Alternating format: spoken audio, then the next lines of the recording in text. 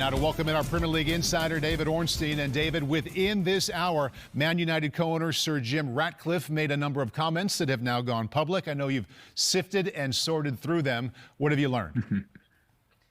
Yeah, the first thing to say, Paul, is that today Sir Jim Ratcliffe has met with a number of journalists from the Daily Telegraph, the Times, from the BBC, and also with Gary Neville of the Overlap. So you'll be seeing lots of interviews in print and in broadcast too. And I'm going to go straight in at the deep end with arguably the biggest headline of all. And it's Sir Jim Ratcliffe explaining that if Manchester United and his firm, Ineos, who are now in sporting control at Old Trafford, did not make the sort of cuts that they have, the redundancies, the reductions around the club, the ticket price hikes that we may be seeing, then Manchester United were on course to go bust by the end of 2025. They would have run out of cash by Christmas, is what he is saying. And that's really the repercussion of what he describes as 7 years worth of financial losses. They are spending a lot more at Manchester United than they are making. And that is just not sustainable. And that's why the Ineos hierarchy led by Ratcliffe have had to make some really tough decisions.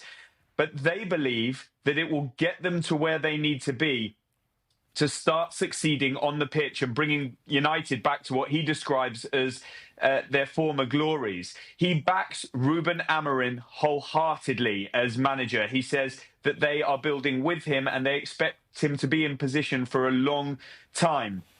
He talks about how they've got so much financial payments outstanding on previous transfers from the past, like Casemiro and Rasmus Højlund and Jadon Sancho.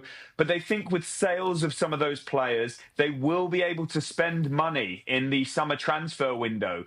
And that maybe strikes a more positive tone for Manchester United fans. It seems that we're going to have an announcement soon on a potential new stadium for Manchester United as well. These articles point towards that. So Jim Ratcliffe says that the decision on whether they build a new ground, maybe 100,000 seats or redevelop Old Trafford is close. And we know that they're leaning towards that first option. He also describes the decision to give Erik ten Hag a new contract and also to get rid of Dan Ashworth as sporting director after just 5 months as being mistakes. He offers his apologies. He admits that they've not got everything right so far, Ineos, but he pledges to do so going forward. There is the thorny subject of the interest payments on the debt that has been laid on the club by the Glazer family.